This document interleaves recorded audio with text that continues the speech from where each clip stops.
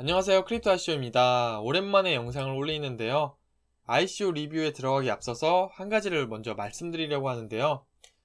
보시는 바와 같이 사실 그동안 비하인드 ICO라는 블로그에 글을 쓰고 있어서 한동안 영상을 찍지를 못했어요. 앞으로는 영상도 자주 올려보도록 하겠습니다. 일단 간단히 비하인드 ICO 블로그에 대해서 설명을 드리면요. 여기에는 차트 분석으로 유명하신 코인마스터님이 계시고요.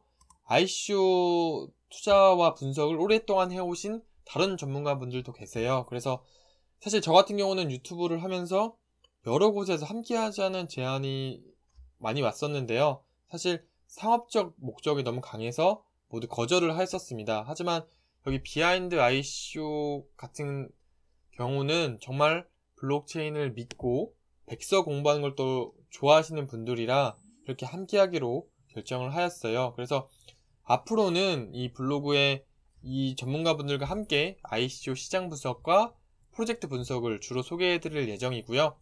이외에도 다양한 컨텐츠를 기획 중에 있으니까 많이들 와주셨으면 감사하겠습니다. 블로그 링크는 아래에 남겨둘게요. 네, 그래서 오늘 소개할 ICO는 블럭클라우드인데요. 해외 인플루언서들 평가를 보면 중상위권 정도 되는 프로젝트입니다. 장기적으로 봤을 때 괜찮아 보여서 이렇게 소개를 해드리게 되었고요. 블럭클라우드는 SCN이라는 기술과 블록체인을 결합해서 IoT 솔루션을 제공하는 프로젝트인데요. 이렇게 말씀드리면 굉장히 어렵죠. 쉽게 설명을 드리면요. 현재 인터넷이 직면하고 있는 문제점들이 몇 가지 있습니다. 이 문제점들을 해결해서 보다 안정적인 인터넷 연결을 제공하는 프로젝트라고 보시면 되는데요. 여러분들 다들 사물인터넷, IoT라고 한 번쯤 들어보셨을 것 같아요. 말 그대로 여러 사물이 인터넷에 연결되어서 정보를 주고받는 기술인데요. 저희 요즘은 스마트홈이라고 해서 집안에서도 전기나 물이나 가스 같은 것들을 휴대폰으로 조작이 가능해진다고 하잖아요. 이 IoT를 이용한다면요. 퇴근 시간에 맞춰서 욕조에 온수를 미리 받아 놓은다던가 또는 여름에 자동차에 에어컨을 틀어놓은 채 주차장에 미리 대기시켜 놓을 수도 있습니다. 실용화된다면 굉장히 편리해지겠죠. 글로벌 시장 조사 결과에 따르면요. 2020년 설치된 IoT 기기는 200억 개가 넘을 것이고 산업 규모는 1.1조 달러에 육박할 것이라고 합니다. 굉장한 수치죠. 이 규모가 어느 정도냐면요. 스마트폰 시장 규모를 뛰어넘는 수치라고 해요. 즉 지금부터 3년 뒤에는 저희 생활 속에서 흔하게 IoT가 자리 잡게 된다는 뜻이겠죠. 하지만 이런 IoT는 현재 여러가지 문제점들을 가지고 있는데요. 백서에서는 연결성, 확장성, 신뢰 보안 이렇게 문제점들을 표현을 해 놓았습니다. 이런 문제점들이 왜 발생을 하냐면요. 무수히 많은 IoT 기기들이 생겨나다 보니까 병목 현상을 유발하는 것인데요. 한 곳에 막 통신이 몰리면 통신이 원활히 되지가 않잖아요. 게다가 요즘 다 무선통신 기술을 이용하죠. 알고 계시듯이 무선통신은 유선통신보다 굉장히 불안정합니다. 이동하는 사용자에 의해서 수출 연결이 끊길 수도 있고요. 벽 같은 장애물에 의해서 통신이 방해받을 수도 있겠죠. 사실 이런 문제점들의 원인은 초기 인터넷의 구조 설계상의 문제인데요. 저희가 사용하는 인터넷은 1970년도에 미국이 군사적 통신을 하기 위해서, 그러니까 전쟁 때 사용했다는 말이죠. 그 당시에는 크고 이동이 어려운 장비 특성을 고려해서 위치가 정보를 나타내는 구조를 가졌는데요. 예를 들어서 군부대 A와 군부대 B가 서로 통신을 하기 위해서요. 그 당시에는 군부대가 많지도 않았을 뿐더러 군부대를 한번 정하면 옮길 일이 잘 없었어요. 그래서 위치가 정보를 나타내기에 적합했죠. IP 주소 생각을 하시면 될 것 같아요. 이러한 통신 방식은 효율성 측면에서는 굉장히 좋지만 분산의 관점에서는 굉장히 비효율적입니다. 지금 IoT 시대라고 해서 인터넷 단말기 기기수가 엄청나게 급증했잖아요. 한 집 안에서도 수십 개의 단말기 기기수 찾아볼 수가 있겠죠. 많은 집에서는요.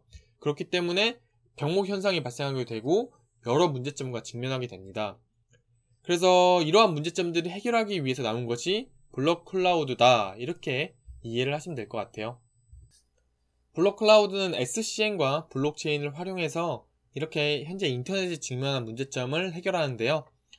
백서에서 언급한 연결성과 확장성의 문제는 SCN으로 해결을 하고요. 신뢰와 보안, 그리고 공정함과 인센티브의 문제는 블록체인으로 해결을 합니다. 일단 SCN이 뭘까요? 간단히 말해서요. IP 주소가 아닌 서비스 이름과 직접 통신이 가능한 기술인데요. 서비스 자체의 이름을 부여해갖고 위치가 아닌 이름으로 정보를 가져오는 구조입니다. 예를 한번 들어볼게요. 제 유튜브에서 좋아하는 영상을 막 보고 있는데 로딩이 길어지거나 아니면 로딩이 딱 멈춰서 튕겼던 경험 다들 있으실 건데요. 이 영상을 보고 있는 사람이 많거나 혹은 연결 상태가 좋지 않아서 이런 문제가 발생을 하는 것인데요. IP 위치 정보는 항상 바뀔 여지가 있기 때문입니다. 하지만 SCN 기술을 활용한다면요. 위치가 아닌 이름과 통신을 하기 때문에요. 이러한 끊길 걱정은 하지 않아도 됩니다.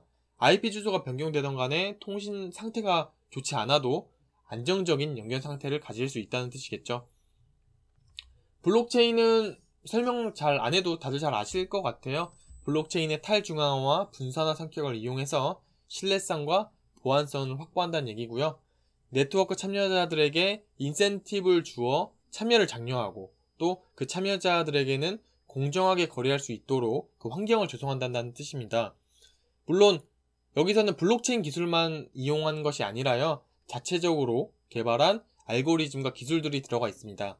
그러면 블록 클라우드에는 어떠한 특징들이 있는지 한번 알아볼게요. 백스에서 제시한 블록 클라우드의 특징은 5가지로 요약이 가능한데요. 4레이어 구조, SAL, POS 코덱, TCDA 이렇게 5가지입니다. 그림을 보면서 간단히 설명드리고 넘어갈게요.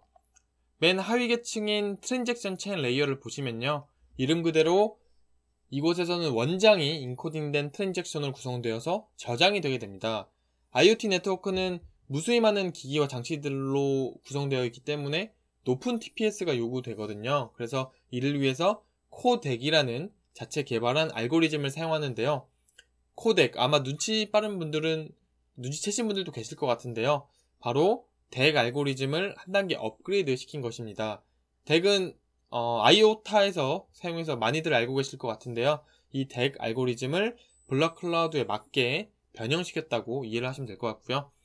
그 위에 서비스 체인 레이어는 블록 클라우드의 작동 로직이 저장되는 곳입니다. 스마트 컨트랙트가 여기서 구현이 되고요. 이곳에서는 TCDA라는 경매 방식이 작동을 하게 됩니다. TCDA는 IoT 서비스 제공자와 구매자 사이에 공정하게 거래할 수 있는 메커니즘인데요. 이를 통해서 거래의 공정성을 보장하고자 합니다. 그 위에 라우팅 레이어 같은 경우는요. 태스크 라우팅이 실행되는 곳입니다. 원래는 4번째 서비스 레이어가 붙어 있는 형식인데요. 이것을 분리해 놓았어요. 이로써 특정 관리 서비스를 채택할 필요 없이 여러 서비스 공급자를 동시에 존재할 수 있게끔 만들어 놨습니다. 여기서는 라우팅 정보를 저장하기 위해서 서비스 파일을 사용하게 되고요. 마지막 서비스 레이어는 최상층 레이어인데요. 실제 서비스들이 위치하는 곳입니다. 서비스의 신뢰도를 보장하기 위해서 프루브 오브 서비스를 활용하는데요. 이 POS는 IoT 서비스 제공자들이 자신들의 서비스 신뢰도를 고객들에게 증명하기 위한 시스템이라고 이해를 하시면 될 것 같아요. 제품과 토큰 사용성에 대해서 설명을 드릴게요. 아쉽지만 아직 공개된 MVP 제품은 없고요. 토큰 사용성 같은 경우는요. 블록 토큰은 블록 클라우드의 네트워크 활성화를 위해서 사용이 되게 됩니다. 총 4명의 주요 참여자들이 있는데요. 서비스 공급자, 서비스 사용자, 채굴자, 검증자 이렇게 4명이 있습니다. IoT 서비스를 제공하는 공급업체와 그 서비스를 이용하는 사용자 사이에 거래할 때 토큰이 사용된다는 뜻이고요. 채굴자들 같은 경우는 네트워크를 유지하고 보호하는 것에 대한 보상으로서 토큰을 받게 됩니다. 마지막 검증자는요. POS 방금 설명드린 Proof of Service의 참여에 대한 인증에 대한 보상으로 토큰을 받게 됩니다. 제품과 토큰 사용성 같은 경우는 크게 특이한 점이 없다고 이해하시면 될 것 같아요.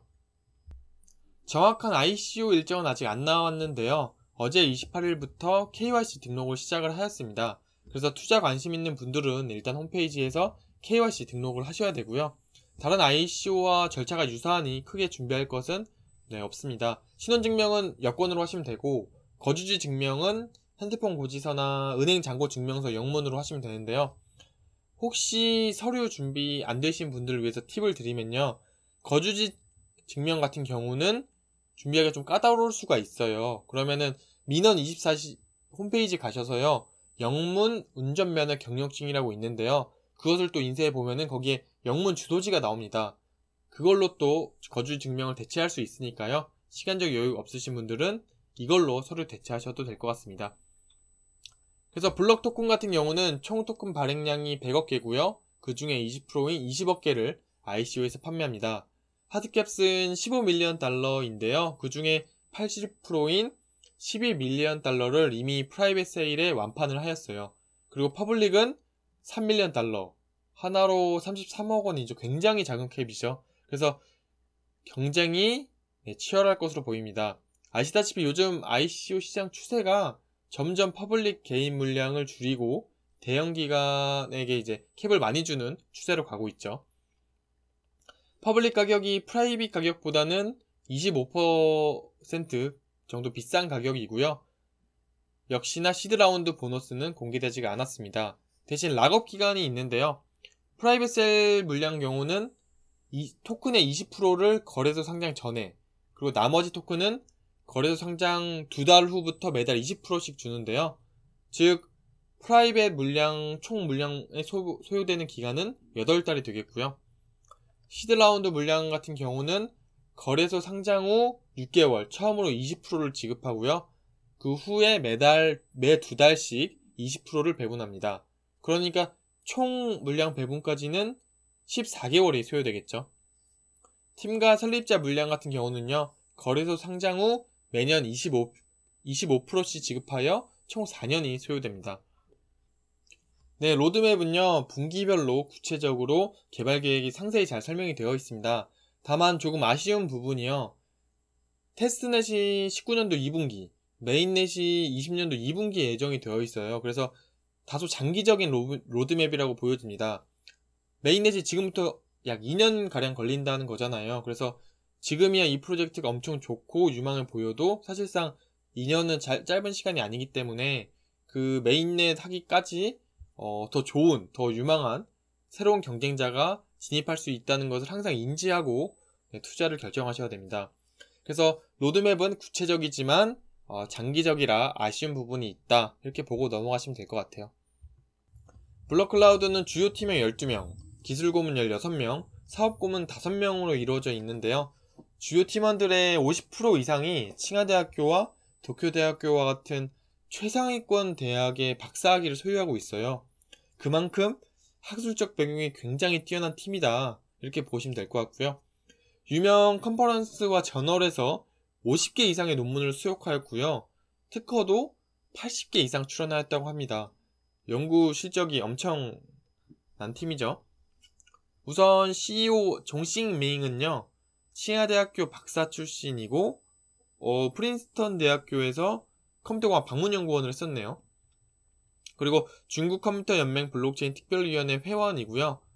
이 뒷페이지에서 설명을 드리겠지만 이 블록클라우드 팀원들이 대부분 오드먼이라는 모회사 출신들이에요. 그래서 이 CEO도 이 오드먼이라는 회사에서 CTO, 기술자로서 4년 7개월 동안 재직한 경험이 있고요.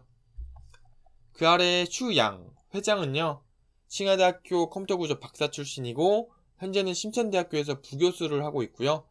마찬가지로 중국 컴퓨터 연맹 블록체인 특별위원회 회원이고요. SCN 연구소 소장직을 맡고 있습니다. 아래 다이펜 같은 경우는 공동 설립자 겸 CEO인데요.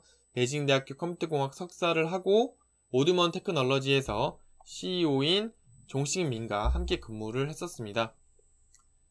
고문 중에서는 2명이 눈에 띄었는데요. 일단 기술 고문 쪽에서는 프레드 베이커리, 이 사람은 인터넷 프로토콜 표준화 작업에 주도적인 역할을 담당했던 사람인데요.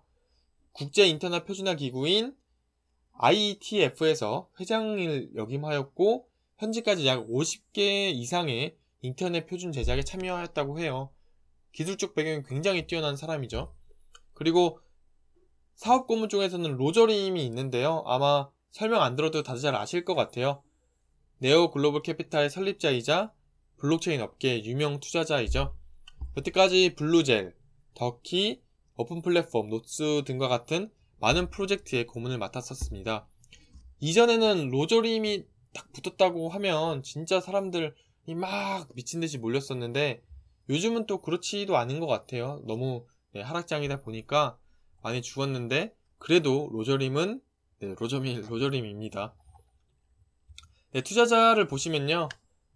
굉장히 많은 투자자들이 참여를 하였는데요.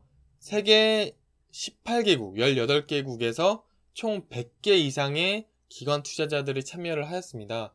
그래서 저도 적다가 포기를 하였는데요. 이 팀원들이 전부 다 박사 출신들이 많으니까 기관 쪽 인프라가 굉장한 것 같아요. 특히 중국 프로젝트이다 보니까 중국 펀딩 회사들이 대거 참여를 하였는데요. 제네시스 캐피탈, OK 블록체인 캐피탈, 그리고 네오 글로벌 캐피탈도 보이고요. 쿠코인도 보이고, 주빅도 보이네요. 그만큼 유명한 기관 투자자들이 많이 붙었다. 이렇게 이해를 하시면 될 것 같습니다. 팀원들은 학술 연구 개발 쪽 역량뿐만 아니라 사업적 역량도 입증을 하였는데요. 블록클라우드의 모회사 오드먼은 IoT 솔루션을 제공하는 회사입니다. 작지만 기술력 있는 회사인데요. 지난 6년 동안 IoT 사업을 해왔고요. 800만 사용자를 확보하였을 정도로 업계의 입지를 다져놓은 상태입니다. 게다가 이 오드먼 회사 제품을 사용하는 기업이 100곳이 넘는다고 하는데요. 그 중에서는 중국의 대형 보험그룹사인 핑언그룹, 중국의 3대 이동통신사인 차이나 모바일, 그리고 칭화대학교 등이 있습니다. 그래서 이 오드먼이라는 회사는 작지만 경험 있고 파트너십이 강한 회사이다, 이렇게 보시면 될 것 같고요. 또 팀원들이 이 회사에서 오랜 기간 같이 작업을 해왔기 때문에 팀워크 또한 좋을 것으로 보입니다.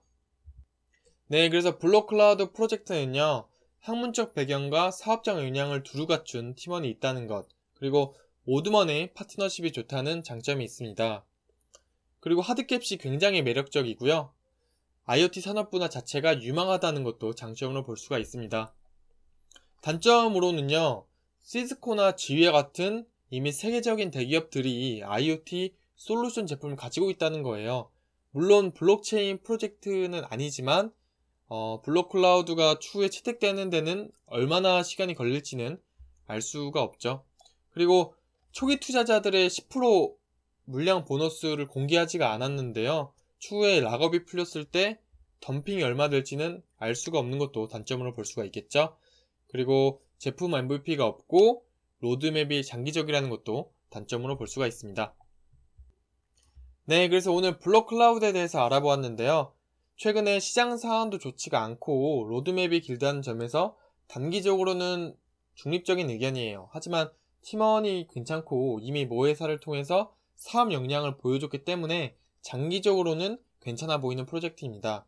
현재 KYC가 진행 중이니까요. 투자 관심 있는 분들은 홈페이지 가셔서 등록을 하시면 됩니다. 이 KYC 진행하실 때 20문제 시험 문제 푸는 게 있어요. 패스월 페일 방식이고 크게 어렵진 않은데요. 혹시 어려워하시는 분들 저한테 댓글 주시거나 메일 보내주시면 정답 발송해 드리도록 하겠습니다.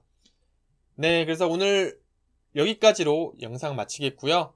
다음번에는 요즘 핫한 아르고 ICO 리뷰로 찾아뵙도록 하겠습니다. 영상 잘 보셨으면 좋아요, 구독 눌러주세요.